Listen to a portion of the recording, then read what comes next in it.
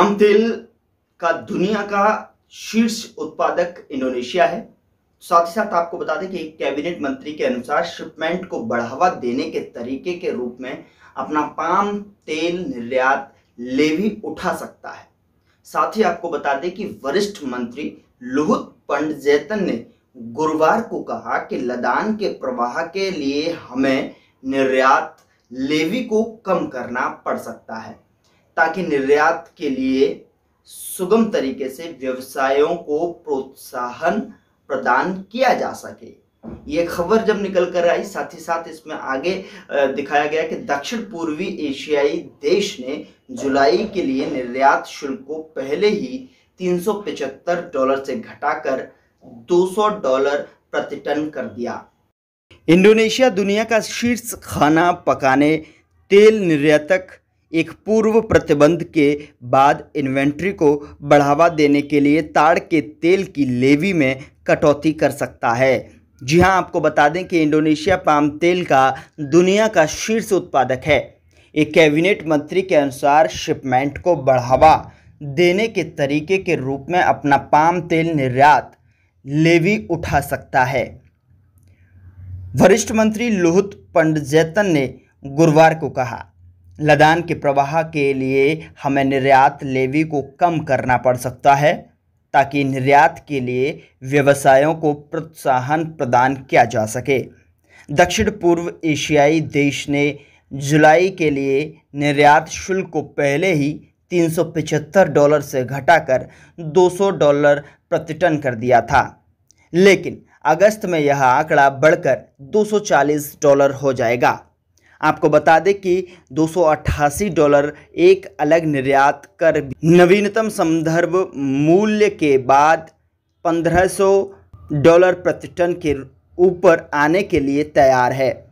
मई के अंत में समाप्त हुए शिपमेंट पर 3 सप्ताह के प्रतिबंध के बाद इंडोनेशिया निर्यात को बढ़ावा देने के लिए नीतिगत युद्धाभ्यास की एक श्रृंखला को आगे बढ़ा रहा है, जिससे वैश्विक बाजारों में व्यवधान पैदा हो गया और घरेलू स्तर पर इन्वेंट्री बढ़ गई।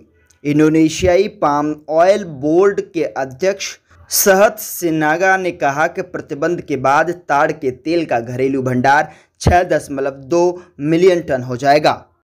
मलेशियाई कच्चे पाम तेल सीपीओ की कीमतों में जून में 13 से अधिक वर्षों में सबसे बड़ी एक महीने की गिरावट देखी गई है, जो सोमवार को 6,632 रिंगत तकरीबन $1506.25 प्रति टन के उच्च स्तर से 22% गिरकर 4922 रिंगत यानी तकरीबन $1117.42 हो गई, जिसमें से अधिकांश को मिटा दिया गया।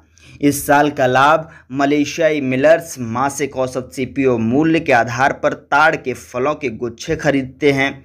वर्तमान में लगभग 6200 रिंगत तकरीबन $1408.13, लेकिन दैनिक बाजार मूल्य के आधार पर निकाले गए तेल को बेचते हैं।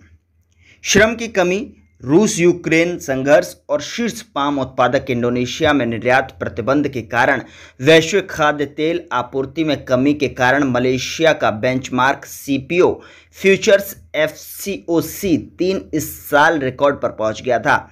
अनुबंध गिर गया जब इंडोनेशिया ने इस प्रतिबंध को समाप्त कर दिया और निर्यात को बढ़ावा देने की मांग की, जिसने बाजार में अधिक अस्थिरता को प्रज्वलित किया। मौजूदा कीमतों पर मिलें जो पहले से ही श्रम की कमी और उच्च इनपुट लागत का सामना कर रही हैं, उत्पादित प्रत्येक 100 टन सीपीओ के लिए कम से कम 1,50,000 रिंगट तकरीबन $34,067.68 यानी खोने के लिए खड़े हैं। यो ने कहा, खरीदार वर्तमान में सीपीओ के लिए लगभग 4700 रिंगित की पेशकश कर रहे हैं। यो ने कहा कि जिन मिल मालिकों ने अपनी अनुबंधित बिक्री पर डिलीवरी की है, उन्होंने कीमतों के सामान्य होने तक आपूर्तिकर्ताओं से ताजे फलों के गुच्छे प्राप्त करना बंद कर दिया है तथा ठहराव 1 दिन से लेकर 1 सप्ताह तक हो सकता है।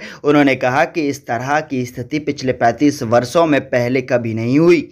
ईओ ने कहा कि बड़ी संख्या में मिल मालिक प्रभावित हुए हैं, विशेष रूप से स्वतंत्र मिलर्स छोटे जोत से सोर्सिंग कर रहे हैं। उन्हें उम्मीद है कि जुलाई में परिचालन सामान्य हो जाएगा यदि मूल्य में उतार चढ़ाव और मासिक औसत सीपीओ मूल्य और दैनिक कारोबार मूल्य के बीच का अंतर कम हो जाता है।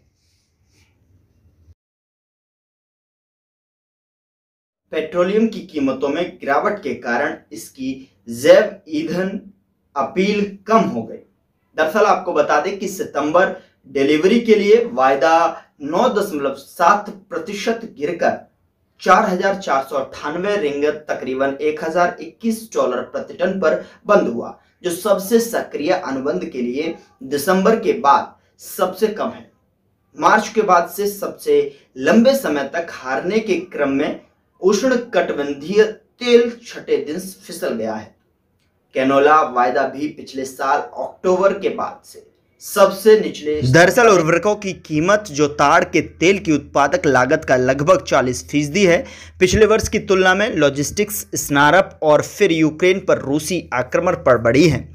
पिछले कुछ महीनों में कीमतों में गिरावट देखने को मिली है, लेकिन कई उत्पादकों को पैदावार पर अंकुश लगाने के लिए सीजन में पहले पर्याप्त खरीदारी करने के लिए संघर्ष करना पड़ा।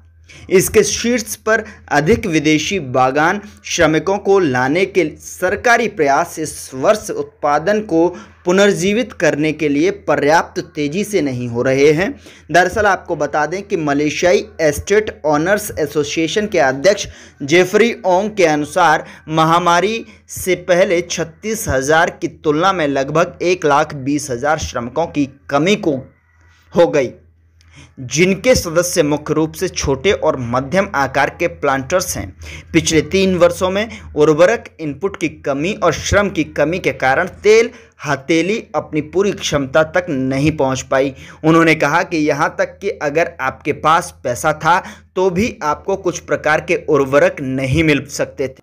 तो फिलहाल इस शो में इतना ही। अगले शो में फिर मुलाकात होगी एक नई खबर के साथ। तब तक के लिए आप देखते रहिए अजय एस्ट्रो मनी गुरु। नमस्कार।